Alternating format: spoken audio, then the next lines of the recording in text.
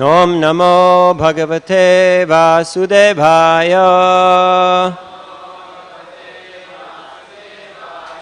Om Namo Bhagavate Vasudevaya.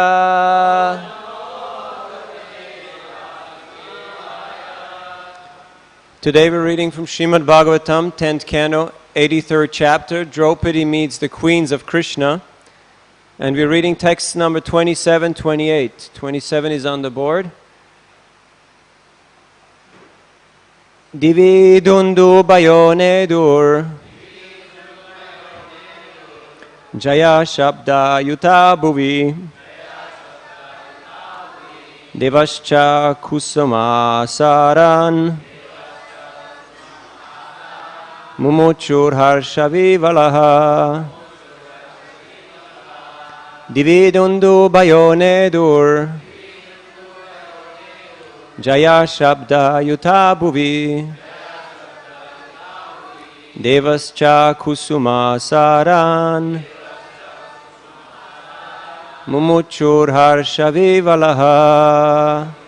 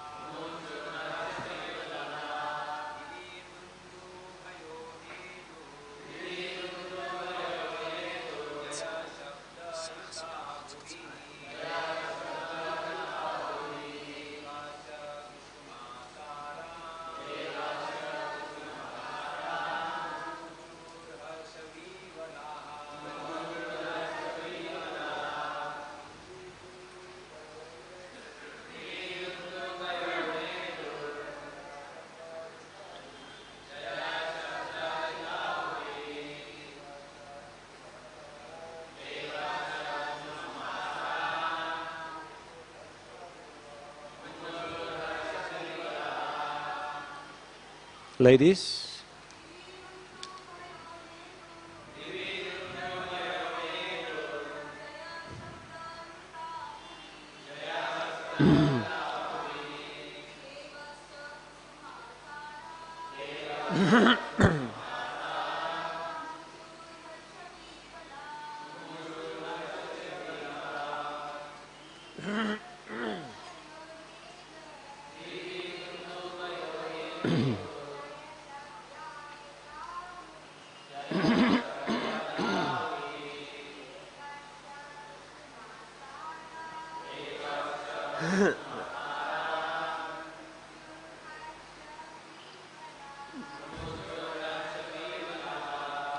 Divi, in the sky, dundubhayaḥ, Kettledrums, neduḥ, resounded, jaya, victory, shabda, the sound, yutāḥ, together with, bhuvi, on the earth, devāḥ, demigods, cha, and kusuma, of flowers, āsārān, torrents, mumucuḥ, released, harṣa, with joy, vihvalāḥ, overwhelmed.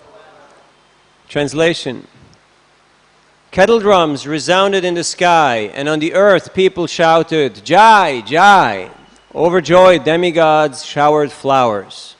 Text 28. Just then I walked onto the ceremonial ground, the ankle bells on my feet gently tinkling. I was wearing new garments of the finest silk, tied with a belt, and I carried a brilliant necklace fashioned of gold and jewels. There was a shy smile on my face, and a wreath of flowers in my hair. Purport.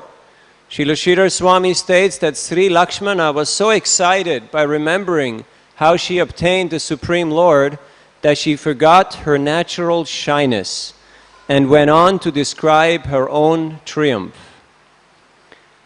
Om Jnana-timirandasya Gyananjana Shalakaya Chakshurunminitam Jena Tasmai Sri Gurave Namaha Sri Chaitanya Manobhistam Stapitam Yena Bhutale Swayam Rupa Mayam Dadhati Svapadantikam Jayasi Krishna Chaitanya Prabhu Nityananda Sri Advaita Gadadhar Srivasari Gaura Bhakta Vrinda Hare Krishna Krishna Krishna Hare Hare Hare Rama Rama Rama Hare Hare Hare Krishna Krishna Krishna Hare Hare Hare Rama Rama Rama Hare Hare Mukam Krishna Krishna Krishna Hare Hare Hare Rama Rama Rama Hare Hare Mukam karoti vācālam pangum langayate girim yat kripadam aham vande Sri Guru Dinotaranam Paramananda Madhavam Sri Chaitanyeshwaram Vanchakalpatarubhyascha Kripasindubhyeva cha Patitanam Pavanebhyo Vaishnavebhyo Namo Namaha. Can you move this?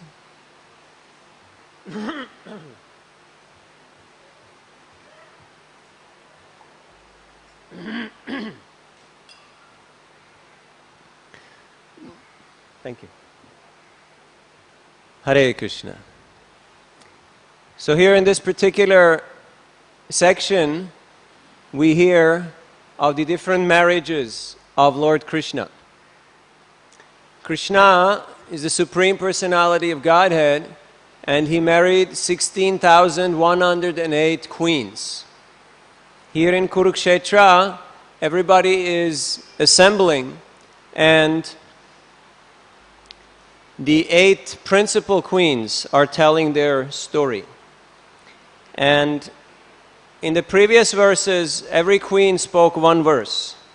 And here Lakshmana is speaking 22 verses about her wedding. And the acharyas explain that is because she got so excited about remembering how Krishna married her that she forgot about her natural shyness. So today we'll attempt to speak about shyness, humility, dependence, and absorption.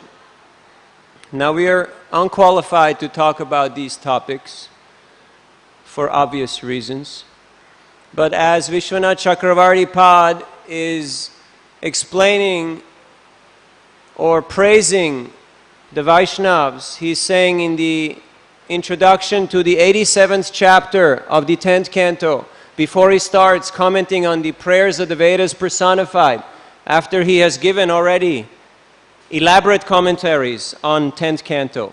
You have read Sharartha Darshini, these very beautiful commentaries of Vishwanath Chakravarti Pad.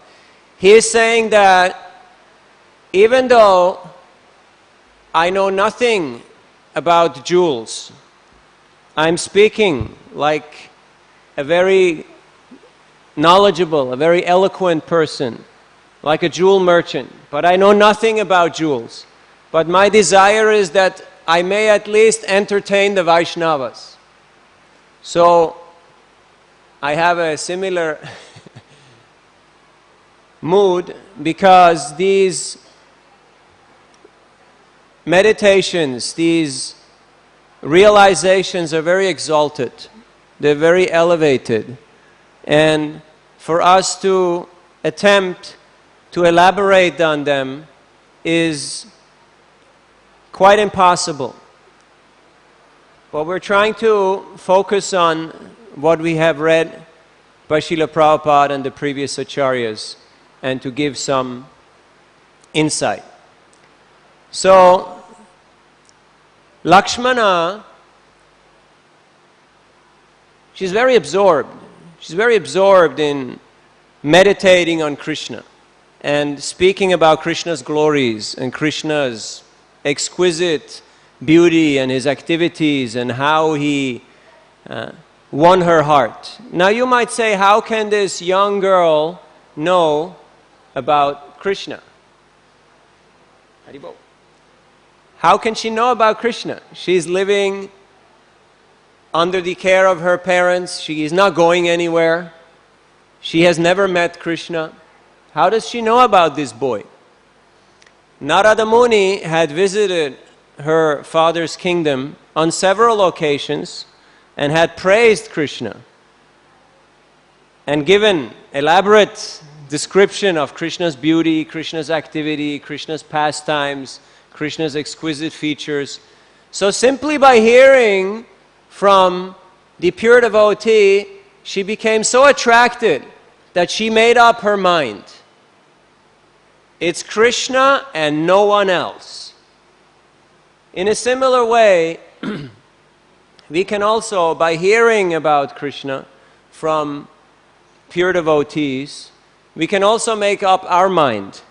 And this is very important, because nowadays there are many options, right? You have many options on the stock market of what to buy, where to go. Like you all have your devices, your apps, right? And then it says go, okay? You have to press go. So where do you want to go? You can be Go Dasa, huh? Or you can be Krishna Dasa. Huh? So if you press go, then usually you're Go Dasa. You're the servant of the senses. So manoratena satadavato bahi. Wherever the chariot of your mind takes you, that's where you can go.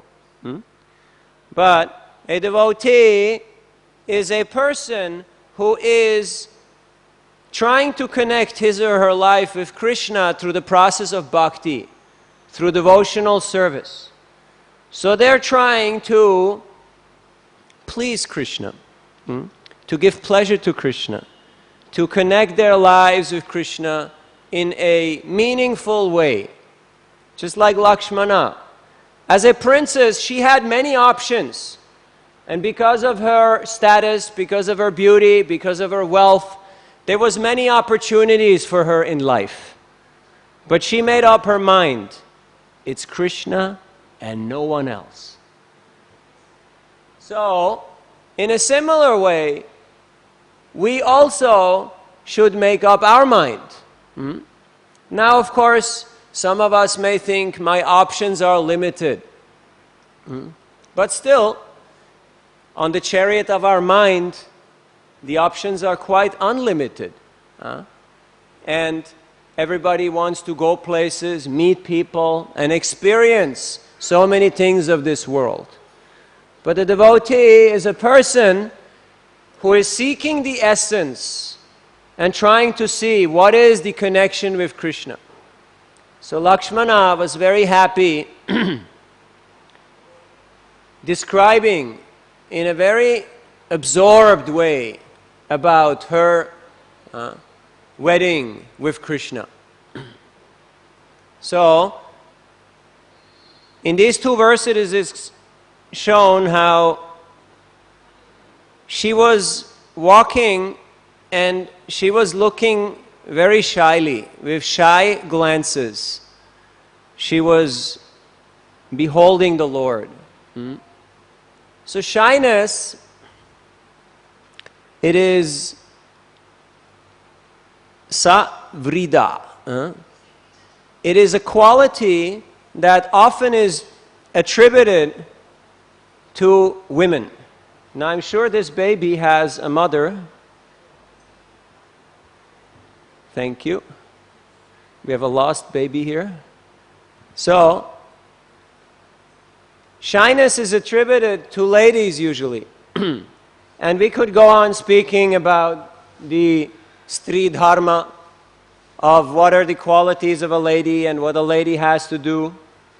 Take care of her children, take care of her husband, do her duties, etc., etc. But that's not the class we want to give today. Because in Mahabharata, it is explained that shyness is one of the 12 qualities of a Brahmin. And as such, it applies to all of us. Even though we may be in a different trade, we may be in a different occupation, but because we are practicing Krishna consciousness, we're all trying to become Brahminical.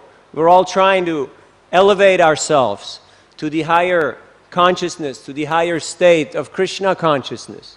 Thus shyness also applies to each and every one of us. Now you may say, how can a Brahmin be shy? Because he's on the top. He is the most learned. He is the most advanced. He's the most respected in society. But the smartest people should also be the humblest people, because knowledge is supposed to make one humble. Otherwise, one has missed the point. One has missed the point. And this has been explained by Chaitanya Mahaprabhu to Keshava Kashmiri and others, that actually when one is blessed with knowledge, one has to make sure that one keeps focus, one keeps on target, one keeps humility a primary quality. It is not a secondary quality, it is a primary quality. Shyness is an expression of humility. It's a way how humility is expressed. Shyness sometimes is also called as bashfulness, or as the mood of not wanting to put oneself in front of others, not wanting to dominate, not wanting to be in the center of things, but to keep oneself out of the center. So people may think, oh, this is cultural conditioning, like you have this in India, because somehow that's your cultural conditioning, or in Asia. But in the West, we have a different culture. But we're not speaking about East or West. We're not talking about ancient and modern. But we're talking about real culture, which means Krishna's culture.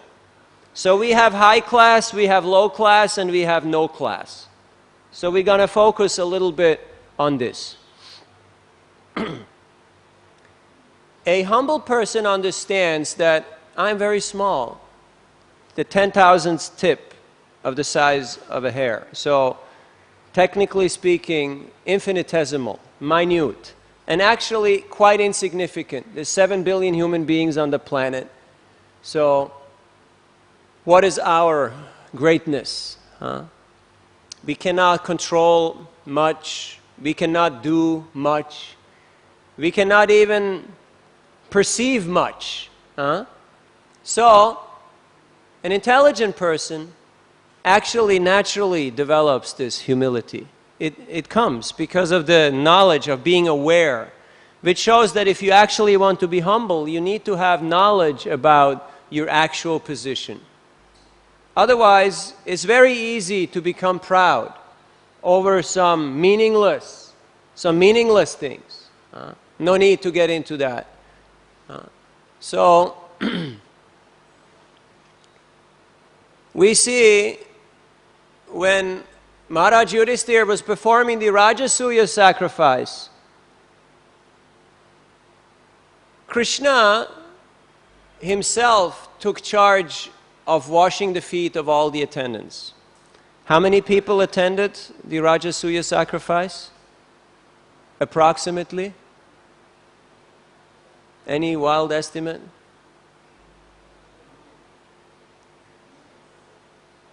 A lot of people.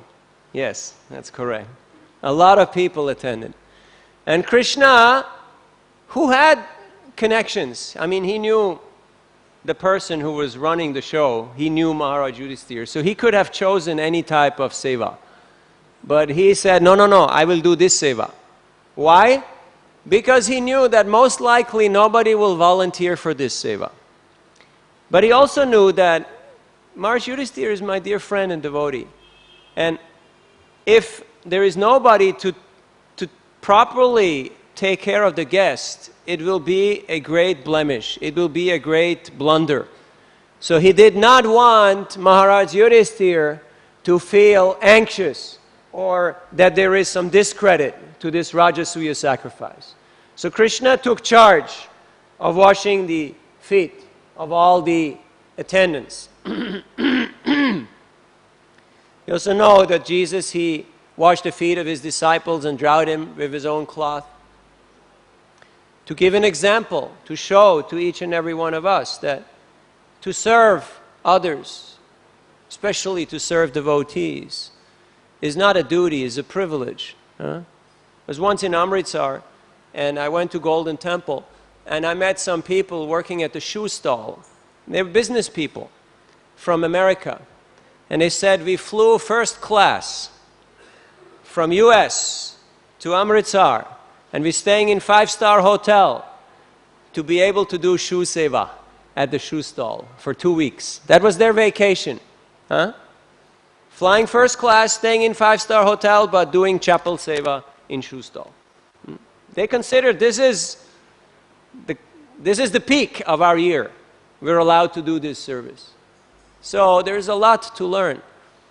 Now, in different cultures, there's different attitudes. In the West, they say, in German, they say, du sollst den Tag nicht vor dem Abend loben, which means you shouldn't praise the day before the evening has arrived, because you never know what's going to happen. Some people say you should not brag unless you're on the way home, which means you already conquered, you already done the job, so then you can brag, then you can,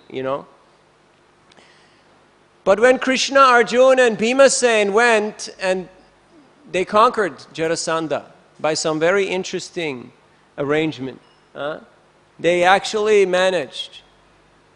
But when they came back, it would be very easy for them to be very excited about the victory.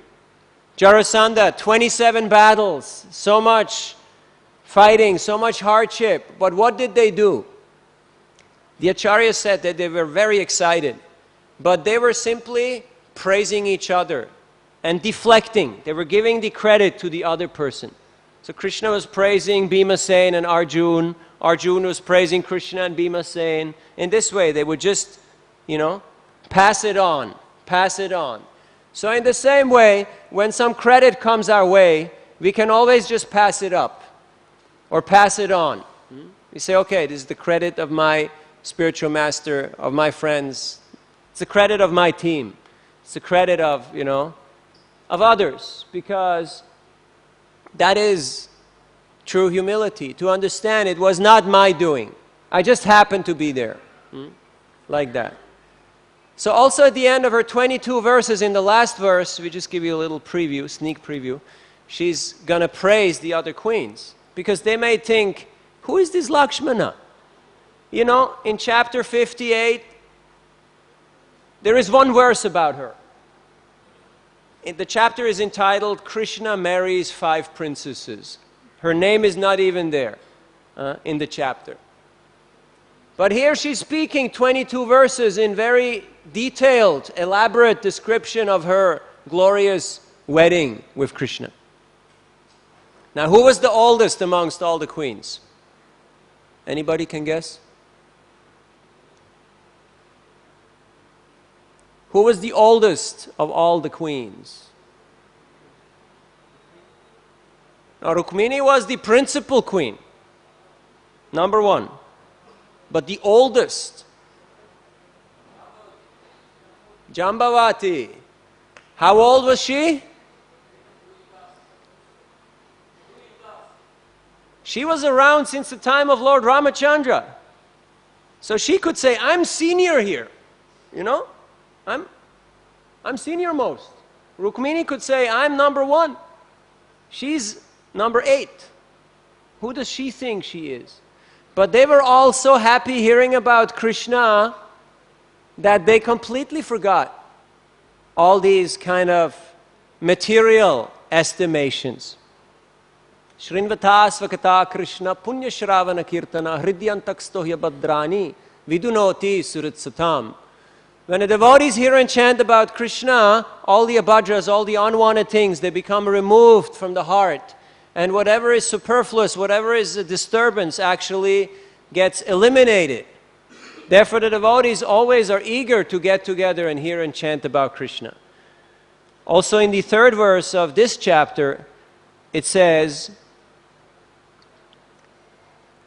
O Master, how can misfortune rise for those who have even once freely drunk the nectar coming from your lotus feet?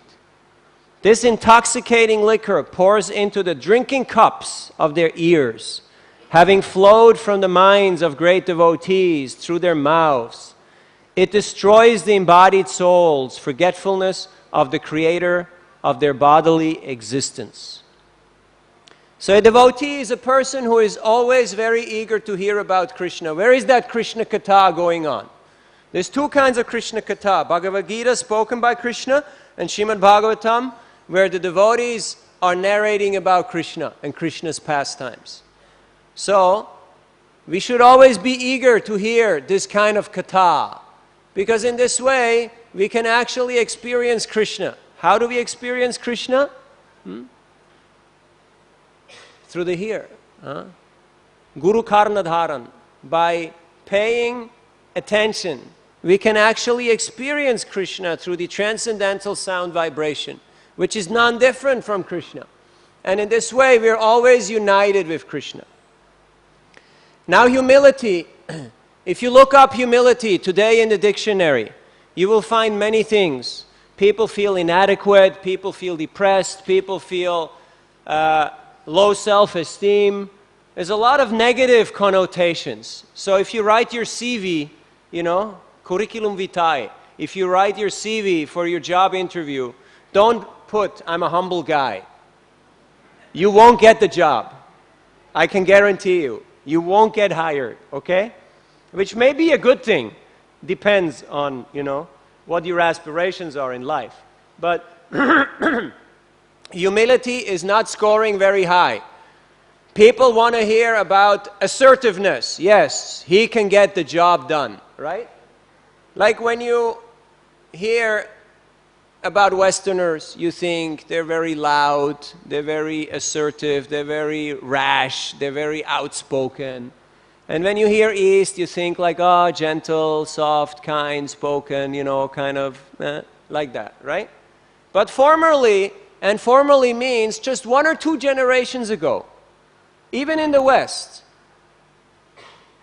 humility and shyness was considered a virtue. It was considered something very extraordinary, something exalted. So this shows that just in a short period of time, things can change. Now we can see how all the youth is going to the gym to get fit and buff. And in America especially, I have seen personal experience how the youth is going to martial arts classes, especially from Asian and Indian families, the children. So he will have little Abhishek Joshi. The guy is this skinny. You can see his dad was a Brahmin, his granddad was a Brahmin, and he should be a Brahmin. But he has to go to karate class. He can hardly carry his gloves, He's so skinny. And he's so embarrassed because he's shy. But he has to learn how to scream and shout and kick and punch. Why? Because his dad and his mom think little Abhishek Joshi has to get ahead in the game. He has to be faster than all these other kids who came here. So therefore he has to learn how to kick and shout and, make his mark in the world. But again, in traditional cultures, if you were humble, if you were shy, people would actually prefer such type of personalities. They would say, yeah, he's a team player. He will take others' opinions. He will know how to give credit and importance to others. He will, he will see the bigger picture. It won't just be about himself. He won't be an egomaniac. And people would actually recruit and hire and select according to these kind of qualities. So in Vedic culture, humility and shyness are very much a natural characteristic, and not just of the woman class, but of every class. Now it manifests in slightly different ways, in a Brahmin, in a Kshatriya, in a Vaishya, in a Shudra, but they're principles that we need to study so we learn how to imbibe them in our own lives. And we'll speak about that more, how to imbibe them. Now she's casting sidelong glances. Casting sidelong glances. And that's a very elevated topic.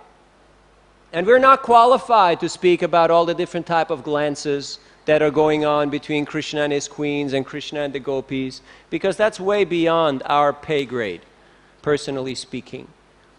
But we can only tell what we heard from our acharyas. Srila Prabhupada once said, in Mayapur, Srimati Radharani, she's holding her hand like this, which means she is dancing. And that means Krishna cannot leave. Because when Radharani is dancing, Krishna cannot leave. He has to stay there because he is fully absorbed in her dancing. And at the same time, sidelong glances are being exchanged. So, it is explained that when the gopis saw Krishna in Kurukshetra, they took in his beauty, and in their core of their hearts, they embraced Krishna. And Krishna reciprocated, and he returned the embrace. So it was complete. They did not speak up. They did not rush to the front, but they were satisfied. Now the gopis are in Vrindavan. How far is Mathura from Vrindavan? It's not very far, right? Sometimes when you do parikrama, you do the bigger parikrama. So you can walk around, it's possible. But even though they knew Krishna is in Mathura, they did not go to Mathura. Why? Because they knew that Krishna has, he has gone to Mathura, and he has new friends there, and he has different type of lifestyle and different type of occupation there. We are satisfied to be here in Vrindavan. And we have Krishna in our heart of hearts. And we'll never let go of Krishna. And because of that determination, they have captured Krishna in the core of their hearts. And Krishna can never escape. Premanjana churita bhakti vilochanena santaksadaiva hridayeshu vilokayantir yam shyama sundaram achintya gunak svarupam govindamadi purusham tamaham bhajami. If the eyes are anointed with the salve of love of Godhead, then one can actually see Krishna. So casting glances, there are different type of glances.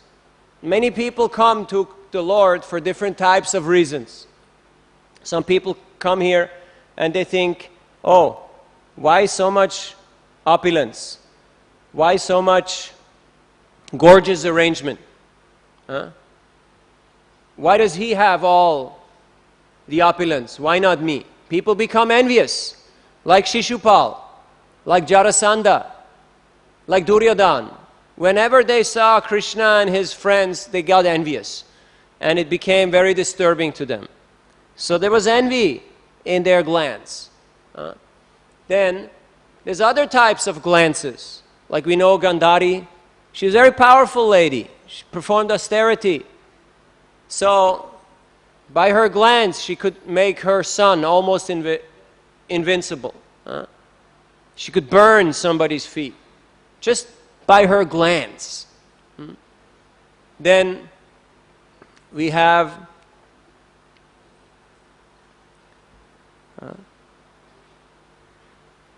the wives of Krishna.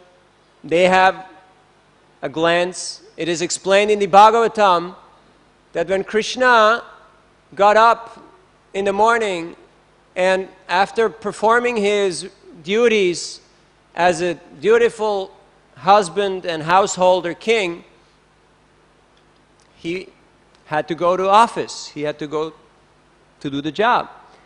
But he almost could not leave because his wives were casting shy sidelong glances. And because of those shy sidelong glances, they captured Krishna. And he could hardly leave. He could hardly get away. So this shows to us that when there is actual humility, when there is actual shyness, Krishna is very attracted. Krishna is very captivated by that. But what does that humility mean? It means there has to be knowledge about the greatness of the person. There has to be actual knowledge about the greatness of the person. and there has to be dependence. Because once you know somebody is very great and I'm very small, it means I'm dependent on them. So naturally, I'm dependent. Just like where I stay, very close by, there is a small baby girl. She's just a couple of months old. And by the sound of her voice, by her screaming, I can realize that she feels very dependent on her mother. Because she realizes, I only have mother, so there's nothing else for me. So her cry is very intense and very captivating. So in the same way, if we also cry out to Krishna, Hare Krishna, Hare Krishna, Krishna Krishna, Hare Hare, Hare Ram, Ram Ram, Hare Hare. And yes, cast sidelong glances. Not staring, not, frowning. Of course, there are different types of rasas, different types of relationships that we will not elaborate on right now. But when we have this mood of dependency, of utter dependence on the Lord, Krishna will be attracted. He will feel obliged, and he will reciprocate with the devotee.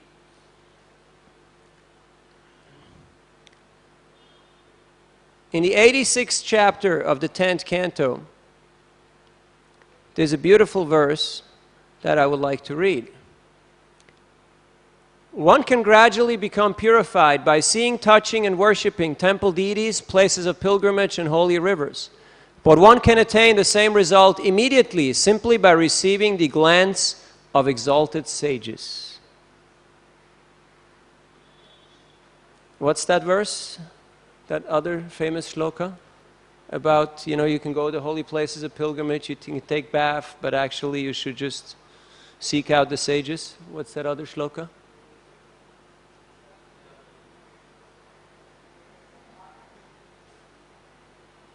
How does it start? Don't be shy. Shout.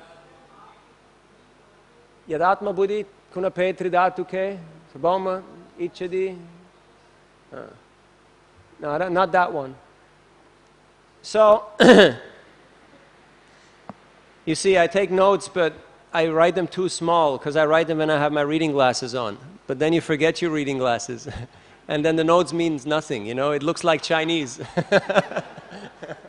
Has it ever happened to you? You can hardly see the key points, it's like just all like, You cannot penetrate. So, you may know so much, but then when the exam comes, you forget.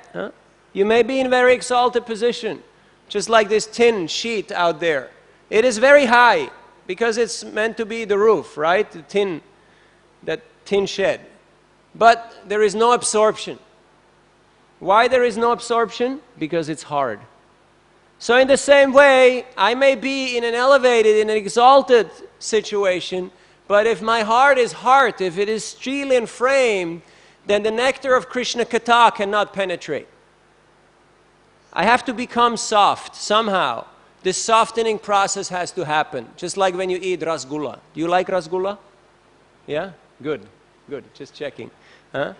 I went yesterday on Marine Drive, and there is this kulfi wala, the guy who sells kulfi.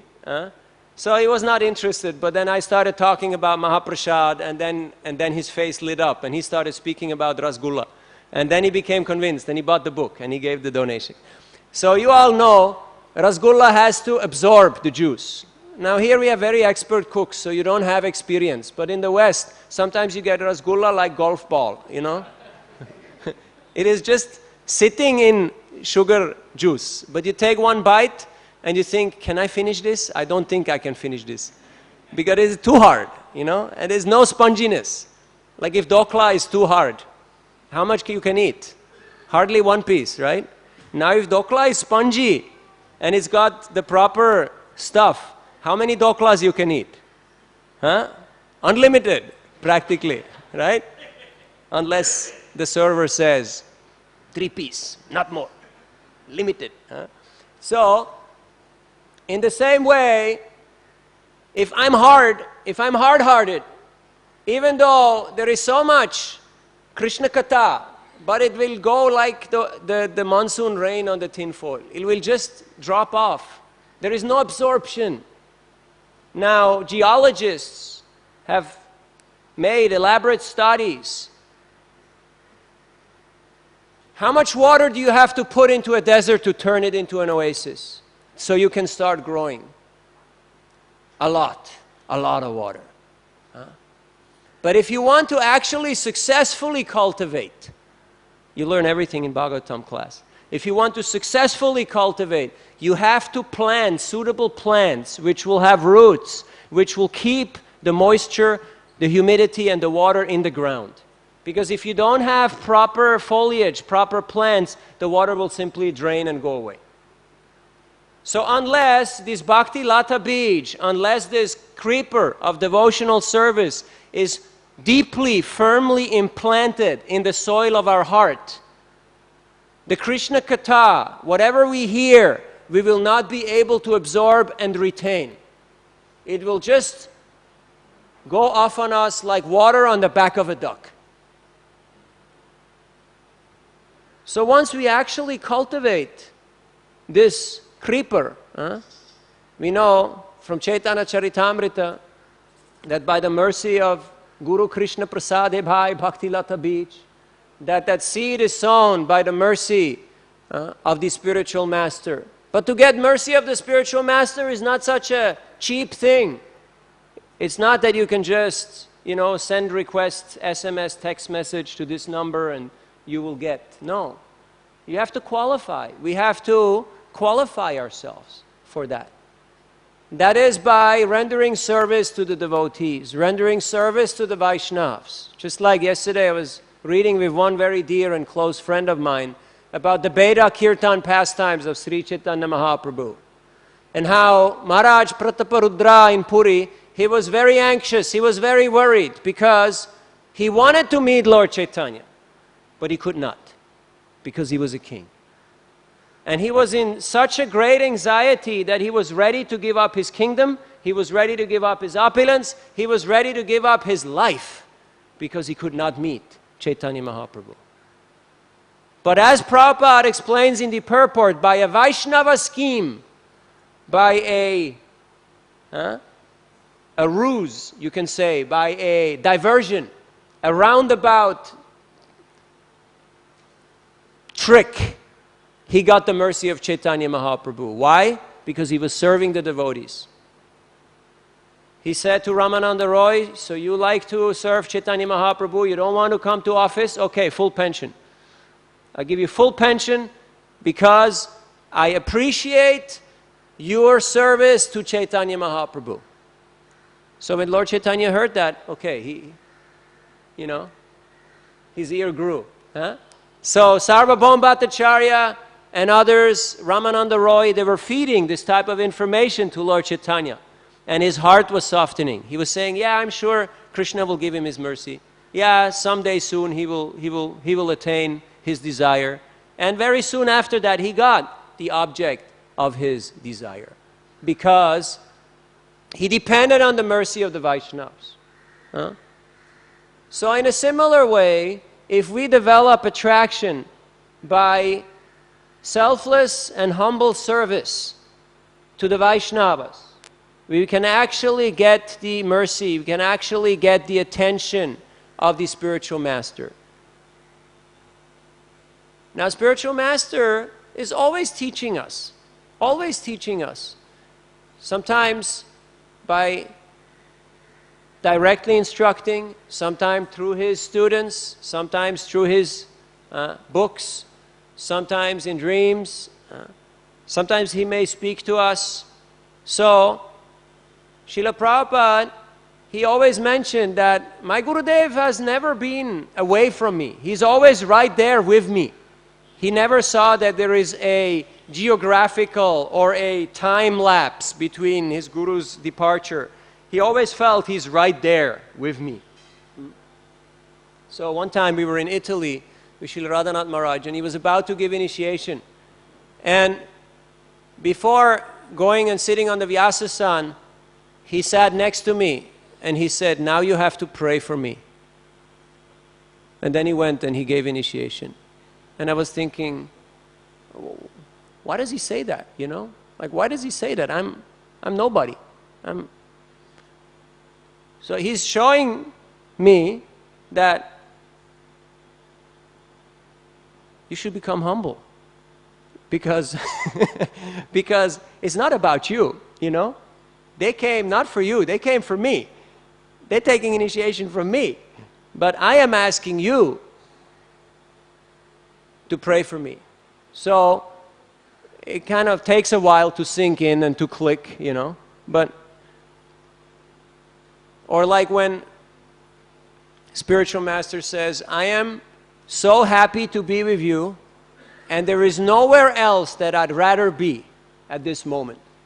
Some people think, oh, this sounds like a nice way of saying things, right? It sounds like a nice speech, something you can just...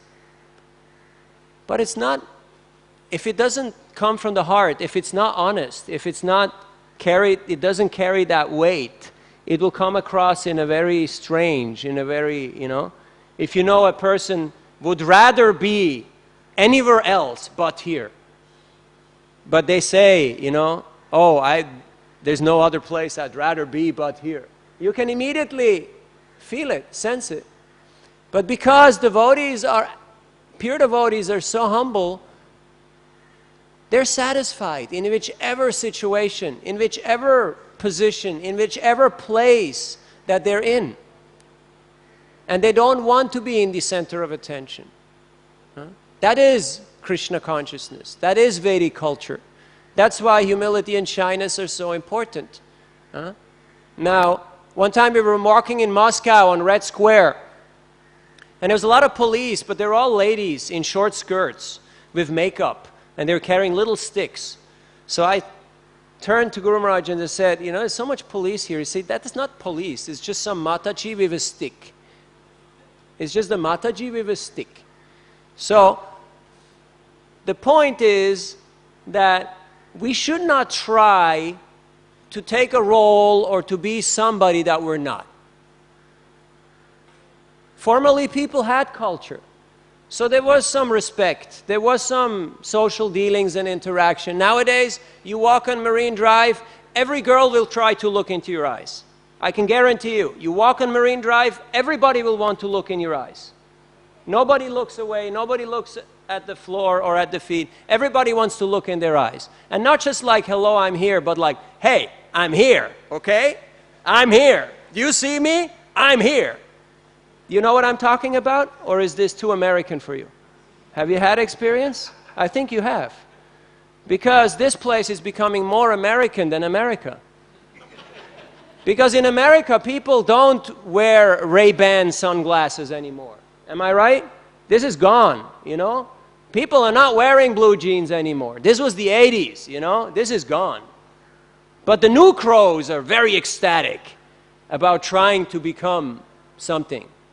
So the Bangladeshis want to become Indians, and the Indians want to become Americans, and the Americans want to go to Mars, and everybody is kind of lost. You know? They're kind of somewhere where they shouldn't be. Yeah? They should be here paying attention to the Bhagavatam. But because their mind, their chariot of the mind goes very fast, so what happens when a woman is very aggressive? There is two choices. One choice is that she will find a man who likes an aggressive woman because he likes to exploit women. And it's very easy to exploit aggressive women. Or she will find a man who is like a woman because she is playing the role of a man, so then, you know, you have to match it up. So she will get a guy who is like a woman, which is kind of a mismatch, unless that's what you want. So, if we want to become happy and satisfied in life, we have to pay attention about what is proper culture. Otherwise, we'll miss the boat, and we will be very sorry. So, yasyasti bhaktir bhagavati akinchana sarvair gunais tatra samasate suraha Harava bhaktasya kuto mahadgunat manonatena sati davato bahi. People may claim that they're so educated, they're so advanced, they have so many great accreditations, but if there is no bhakti, if there is no devotion, it is all simply for naught. It is useless. Shrama eva hi kevalam. It is a pure waste of time. Now sometimes people come to the Krishna consciousness movement and they say, oh, things were a little austere, things were a little rough, things were not so refined, it wasn't very professional. Have you heard these kind of comments? But the question should be, was there bhakti? Was Krishna there? Because if Krishna is there, everything else is okay. Everything is fine. And if Krishna is not there, even though you may be on the topmost planet, what's the point? Abrahma bhuvana loka, punaravartino arjuna. It's simply a matter of time till you will again fall down. So devotees are seeking for the essence. They're looking for Krishna. Where is Krishna? Where is Krishna? And in these pages of Srimad Bhagavatam, we have gotten Krishna by the mercy of the acharyas. So cultured people don't want to draw attention to themselves. They don't like to draw attention to themselves. Unless your job occupation is that you are a joker, or a clown, or a prostitute. Then it's acceptable. You have to draw attention to yourself, because that's your job. But otherwise, if you're in any other trade, cultured people do not want to draw attention to themselves. But they want to deflect. They want to pass on the credit. That's why we put Krishna in the center. I mean, anybody who wears a turban like this must be God. Have you ever wondered? And Krishna dances with this turban, and it still looks perfect. That's God. Sometimes I wonder, like, you know, how does he keep it up there? You know, like, how does it all stay in one place? And Krishna does all kinds of things wearing this turban. So,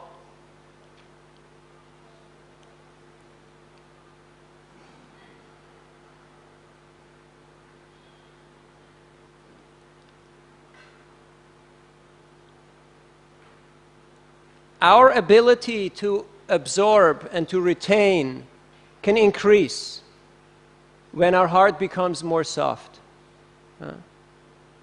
In the association of Vaishnavas, by seeing their examples, we develop affinity, we develop affection, we develop appreciation, and we think, yes, let me also try. Let me also try to follow in this person's footsteps. Like in previous days, speakers, we saw one person was so absorbed, he was attempting to give a whole Bhakti Rasamrita Sindhu overview in Bhagavatam class. I don't want to mention any names. I don't want to embarrass anybody. But, you know, it's a big book, and it's a big topic. Rasa Shastra. It's very detailed and elaborate. And in very short time, he gave a lot of information, and he got so excited about speaking, you could see how he became possessed, not only by knowledge, but by prema, by ecstasy, that he forgot time and place and circumstance. It's quite inspiring to see devotees who get so carried away, being absorbed in Krishna. So,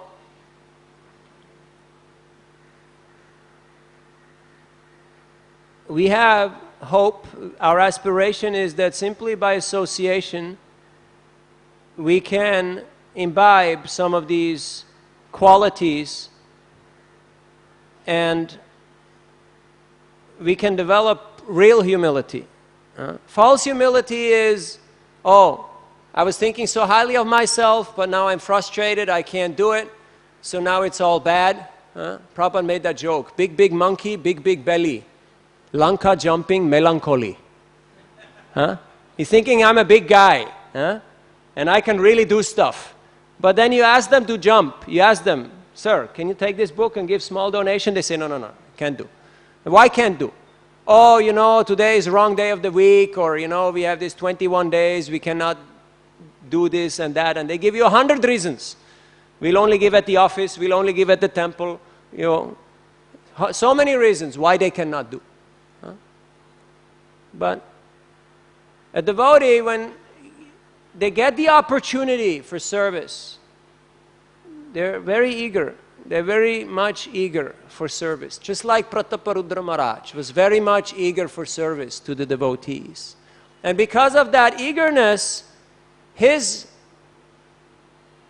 stock, his chances of meeting Chaitanya Mahaprabhu just very much increased. Because honestly speaking, you can meet the Lord in service. It is not that you have to sit at the same table and, you know, crack jokes over dinner with somebody to actually get some association with them. You can get their the full experience, the full rasa can be there. Just like the gopis.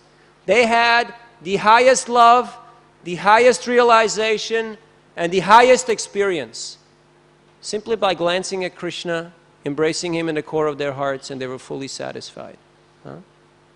Now Nanda Maharaj, he was in Kurukshetra for 3 months. And every day he would say in the morning, I will leave in the afternoon.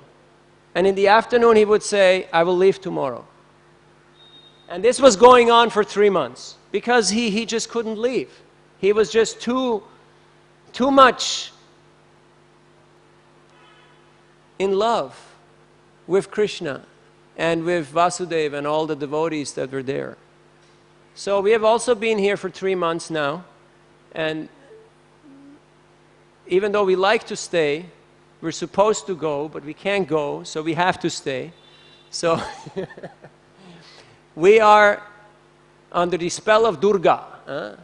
Durgama. She makes going very difficult. But if you have the blessings of the Vaishnavas, then going becomes very easy, So we humbly pray to get your merciful glance, sidelong or otherwise, and that we can move on and go do our seva. Because we feel inadequate, we feel misplaced. But somehow by Krishna's mercy we're allowed to be here and to get your association and to see so many wonderful Vaishnavas who are deeply absorbed in service to Guru and Krishna. So I'd like to thank all of you for your tolerance, your patience, and your hospitality, especially the people who work in the guest department, previous, present, and future. There's a lot of turnover in that division, you know. So I'm already, you know, speaking for the next generation to come. We have time for 1 or 2 questions or reflections.